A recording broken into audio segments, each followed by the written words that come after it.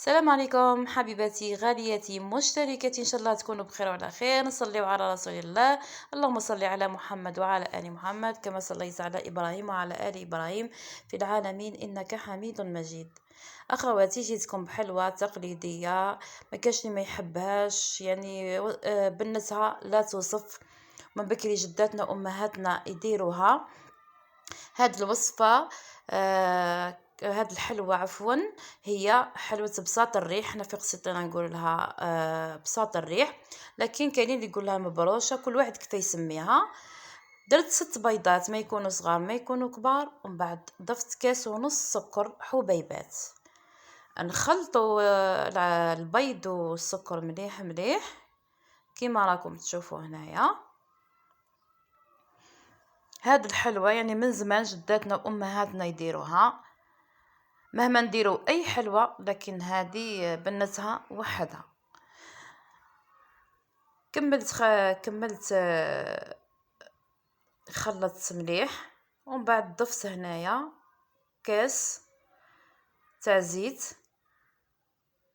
وزدت ضفت نص كاس، تسمى كاس ونص سكر مع البيض. 6 بيضات نخلطوهم مليح ونزيدو نضيفو، كي تخلطو مليح نضيفو كاس ونص سكر. هنا بنتي راهي قاعده تعاون فيا.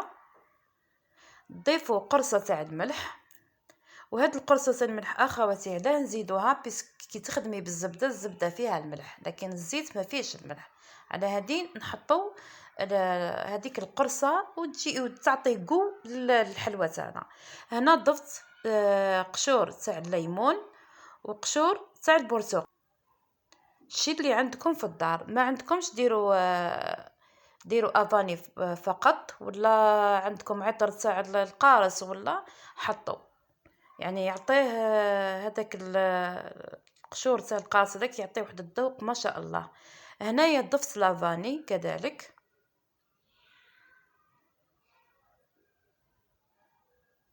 نزيدو هنايا نضيفو الفارينه على حسب يعني القوام تاع العجينه. القوام تاع العجينه دي لازم تجي طريه بزاف، ما تجيش كيما العجينه تاع الكروكي. هنا ضفت تقريب كاس تاع الفارينه، يعني الدقيق الابيض، وضفت 2 أكياس تاع الخميره الكيميائيه، ونخلط بالعقل هكذا. نتوما تقدروا ديروا بيدكم، يعني هاد الحلوى تقدر باليد نورمال وتجي ما شاء الله. نزيد نضيف بالعقل هكا ونخلط. لازم قوام العجين يكون طري خلاص. دوك كي نكمل نعطيكم القوام، ما تجيش كيما الكروكي يابسه. نبقاو بهذه الطريقه حتى نكملوا شويه. يعني سرعت في الفيديو، لكن في هذه الخطوات حبيت اخواتي المبتدئات يعني بالخطوه باش يتعلموا هكذا العجينه تكون، ما تكونش ناشفه كيما راكم تشوفوا. هنايا راني نقصت شويه من الخليط. دوك نعطيكم واش نستعملوه. جبت هنا البلاطو تاعي، ندهنوه بالزيت فقط.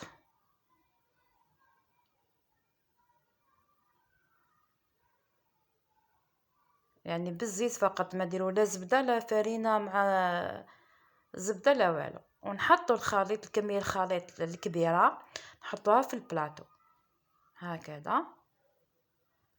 من بعد تدهنوا يديكم بالزيت، لازم تحطوا الزيت في يديكم وهكذا وتطرحوا. ان شاء الله تكون الصوره واضحه. تطرحوا هكا بالعقل حتى تكملوا العجينه تاعكم. البلاطو تاعي هنايا راهو فيه 30 على 40. تقدروا تحبوا السمك يجيكم خشين بزاف، تحبوا رقيق بزاف. انا السمك هذا جاني مليح. هنا من بعد تزيدوا تدهنوا المغرف تاعكم بالزيت وتعدلوها هكذا باش ما يجي القوام مام يجي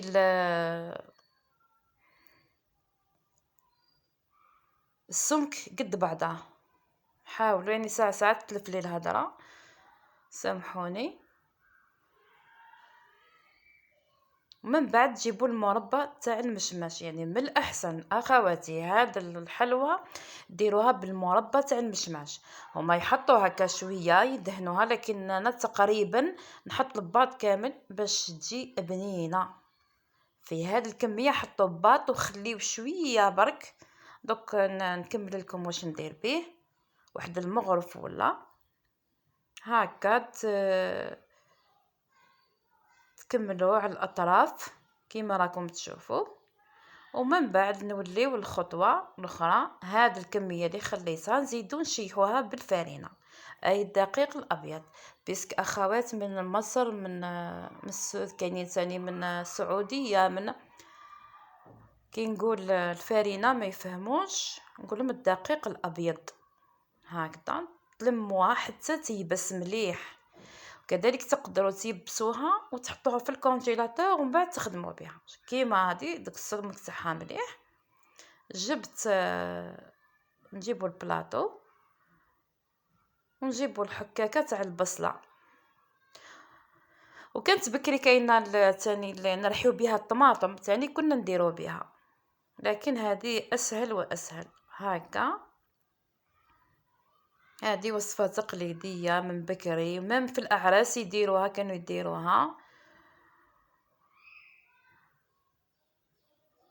صدقوني تبعوا فقط الخطوات هادو تجيكم هايله، تجيكم خفيفه وبنينه. هكا تبقاو تبداو من الجناب حتى تكملوا. من بعد ما كملتها هكا، من الاحسن ديروا كميه كبيره تجي يعني ما يبانش هذاك المعجون. نحطوها الطيب في الفرن يعني على 180 درجه. طيبوها من تحت وزيدوا من فوق هنا شويه حمارتي في النص كيما راكم تشوفوا. نجيب هذيك الكميه تاع المعجون، نزيدو ندهنو هذاك الطبقه الفوقانيه باش هذيك الطبقه تطرى لكم، ما تجيكمش تتقرمش. لكن اللي يحبها مقرمشه يقدر يدير عسل، اللي يقدر تقدروا ما ديروش.